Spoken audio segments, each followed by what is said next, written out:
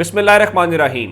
लाखों करोड़ों दुरूदो सलाम मोहम्मद मुस्तफ़ा सल्लल्लाहु अलैहि वसल्लम और आले मोहम्मद पर। मैं हूँ उमर दराज गोंदल। इस वक्त पाकिस्तान समेत पूरी दुनिया में सिर्फ एक चीज़ और एक ख़बर और एक शख्सियत ट्रेंड कर रही है, और वो ईरान के सदर इब्राहिम रईसी हैं, जो अब से चंद घंटे पहले मशरकी आज़रबाईजान के करीब जो है वो उनका जो हेलीकॉप्टर है वो क्रैश करने की खबर आई। और उस लम्हे से लेके अब तक क्या लेटेस्ट अपडेट है, जो जाए हादसा है जहां पे उनका हेलीकॉप्टर क्रैश किया है, वहां पे क्या अपडेट्स हैं, ईरान का सरकारी मीडिया क्या बता रहा है, मौसम की क्या अपडेट है, और जो मुबस्सरीन हैं वो क्या बता रहे हैं। मैं आपको नंबर वन इस वक्त जो एक चीज़ आपने याद रखनी है, और वो क्या है कि बहुत सारी खबरें इस वक्त गैर तस्दीक शुदा हैं, फेक न्यूज़ हैं, उनसे बचना है और कुछ सनसनी नहीं फैलानी। ये हम उनकी तकलीफ में, उनके दुख में,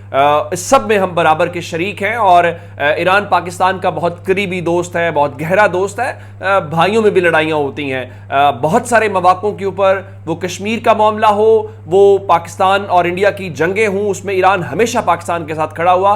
और पाकिस्तान को उन ममालिक जिन्होंने सबसे पहले तस्लीम किया, ईरान उनमें नंबर 1 है, पाकिस्तान को सबसे पहले तस्लीम करने वाले मुल्कों में। अब मैं आप तो खबरों की तरफ, क्योंकि हमने बड़ा मुहतात रह के अपने दोस्तों का, अपने भाइयों का ख्याल रखना और आप तक हकायक भी पहुंचाने हैं। नंबर 1 ये है कि 46 टीमें, ईरान के सरकारी मीडिया की खबर दे रहा हूं, वहां पे 46 जो सर्च की, रेस्क्यू की टीम्स हैं वो इस वक्त कर रही हैं, इस पूरे अमल में हिस्सा ले रही हैं। और 4 जो हैं सरकारी मीडिया के मुताबिक वो उस साइट के करीब पहुंची हैं। अब वहां पे असल सूरत हाल है क्या, इस वक्त इस तमाम तर सूरत हाल के अंदर मैं आपको बता देता हूं।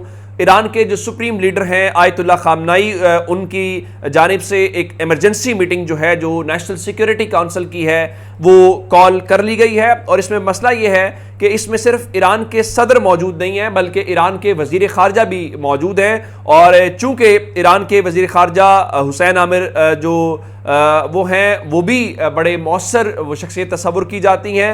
तो उसके अलावा जो तब्रेज की मस्जिद है, वहाँ के इमाम भी उनमें शामिल हैं। और इसके अलावा जो ईस्ट आज़रबाईजान के गवर्नर हैं मलिक रहमती, वो भी उनके साथ शरीक हैं। अच्छा, अब चूंकि जो डेवलपमेंट्स हैं वो क्या हैं, इस वक्त ईरान का मीडिया खबरें तो दे रहा है, और पूरे ईरान के अंदर जो है ईरान के सदर की ज़िंदगी के लिए, उनकी खैर व आफियत के साथ वापसी के लिए दुआएं की जा रही हैं। अब आते हैं इस बात की तरफ कि इंपॉर्टेंट बात क्या है।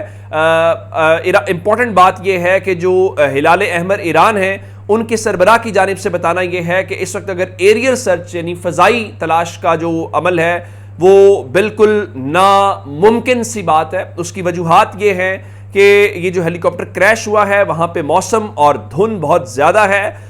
फिर शुरू में तो ये था कि इवन लोकेशन नहीं मिल रही थी कि एक्चुअली कहाँ पे ये क्रैश किया है। उसके अलावा अब मज़ीद जो ग्रुप्स हैं वो उसमें ऐड किए गए, और उसके बाद जो मौसम की सूरत हाल है वो भी बड़ी ख़तरनाक किस्म की है। और वहाँ पे जो ईरान का मेट्रोलॉजी डिपार्टमेंट है, उनके मुताबिक इस इलाके के अंदर एक तो रात को दर्जा हरारत मज़ीद गिर जाएगा, और कल के दिन तक जो बारिश है वो भी जारी रह सकती है, जिससे परेशानी का सामना है। फिर ईरान 65 जो एयरबॉर्न स्पेशल उनकी फोर्सेस हैं, जो ब्रिगेड है, जो जंगल में जंग के लिए तैयार की गई है, उसको इस पूरे इलाके में तैनात कर दिया गया है, चूँकि बहुत ज़्यादा चीज़ें हैं। अब ईरान का जो सरकारी मीडिया है, जो प्रेस टीवी है, उनकी जानिब से बताया गया है कि rescue teams have been deployed to the areas near the accident site of presidential helicopter, यानी उस इलाके के अंदर जो टीम्स हैं उनको डिप्लॉय कर दिया गया है। और उसके अलावा जो ईरान की आर्मी है, उसने अपने अलर्ट लेवल में इजाफा कर दिया गया है। तेहरान और दीगर गिरदोनवाह के अंदर भी आर्मी को डिप्लॉय कर दिया गया है, क्योंकि ये बहुत ही एक गैर मामूली किस्म की सूरत हाल है। और फिर अगर ईरान के जो प्रेसिडेंट के इलेक्शन है, चूँकि वो भी बहुत करीब है, तो उस सब के बीच में ये होना ईरान के लिए एक बहुत बड़ा धचका है।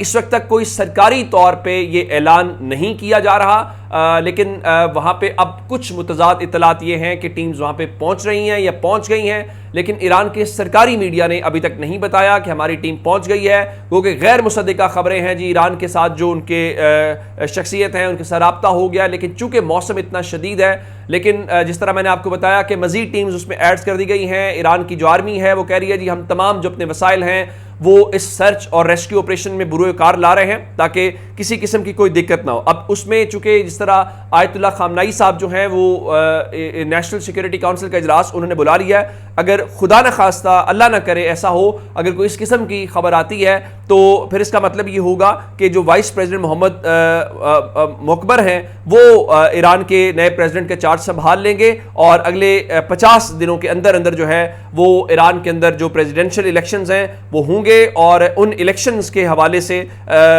फिर मामला होगा। चूंकि पाकिस्तान के अंदर पाकिस्तान के यहाँ पे शहबाज शरीफ ने उनके लिए पैगाम भेजा है, जरदारी साहब ने पैगाम भेजा है, ये ज़रूरी है और पूरी की पूरी कौम हम अपने ईरान वाले भाइयों के साथ हैं। अभी हाल ही हमने देखा कि कशीदगी थोड़ी बहुत हुई, लेकिन ईरान के प्रेसिडेंट अपनी अहलिया के साथ पाकिस्तान पहुंचे, जिससे आप हमारी उस ताल्लुक का या उस आपस में जो रिश्ता है हम दोनों ममालिक का उसको बड़े अच्छे तरीके से समझा जा सकता है। तो ये एक इंपॉर्टेंट डेवलपमेंट है और पाकिस्तान ज़ाहिर है कि इस सारे अमल के दौरान कर सकता है। जो ईरानी इलाल अमर है वो भी ये ज़रूर बता रहे हैं कि हम उस मुमकिना मकाम के करीब पहुंचे हैं, लेकिन चूंकि वहां पे ये भी नहीं हो सकता ना कि आप हेलीकॉप्टर भेजिए और उनको रेस्क्यू कर लें। बारिश है शदीद, धुंध है इस वक्त, चूंकि इब्तदाई तौर पे जब तैयारा या वो हेलीकॉप्टर मिलता है वहां पर पहुंचेंगे तो फिर पता चलेगा वो हयात है या खुदा न खास्ता कोई हादसे का शिकार हो गए हैं या फिर ये हादसा कैसे आया। आपको याद होगा एक बार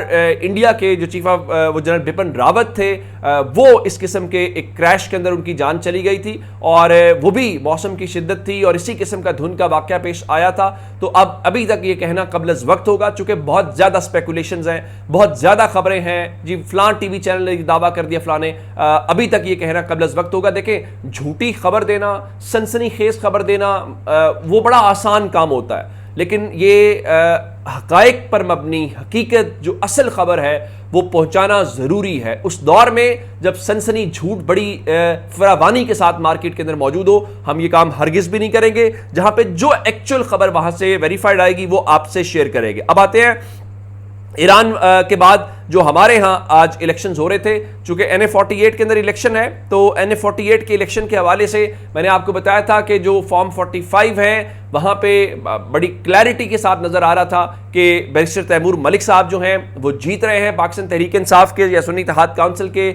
लेकिन उसके बाद हमने देखा कि एक तो उनको RO ऑफिस के अंदर एक्सेस नहीं दी गई, जो कि उनका राइट है, उनको दी जानी चाहिए थी। और जो जैन कुरैशी हैं वो बता रहे थे कहाँ ठप्पे लगाए जा रहे हैं। फिर उन्होंने बताया कि अगर हमारी गैर मौजूदगी में ये नताइज जारी होते हैं या तैयार होते हैं तो हम उसको नहीं मानेंगे। गो के जो बैरिस्टर तैमूर मलिक साहब कह रहे थे कि हमें बाहर अंदर तो नहीं जाने दिया जा रहा, लेकिन वो RO ऑफिस के बाहर मौजूद थे। उन्होंने कहा देखिए मेरे पास जो रिजल्ट्स हैं वहां पे तो हमें लीड है, लेकिन जो मीडिया को रिजल्ट्स जारी किए जा रहे हैं या मीडिया से जो रिजल्ट्स चलवाए जा रहे हैं या मीडिया जो रिजल्ट्स चला रहा है वो बिल्कुल एक अलग पिक्चर पोर्ट्रे कर रहे हैं। तो अभी तक कोई जो 200 से ज़्यादा पोलिंग स्टेशंस हैं उनके तमाम रिजल्ट्स नहीं आए, लेकिन अब टीवी स्क्रीन्स के ऊपर और बाकी जगह के ऊपर तो गैर सरकारी और गैर हतमी नतीजा भी पाकिस्तान तहरीक इंसाफ के खिलाफ चलाया जा रहा है। और उसका मकसद है खास कि जनाब आखिर में अगर कोई वो जिस तरह उनको एक्सेस नहीं दी जा रही, ये सारी चीज़ें हों तो फिर माहौल तो बनाया जाए ना। ये तो कहा जाए कि देखिए ये टीवी चैनल्स भी पहले ही बता रहे थे जी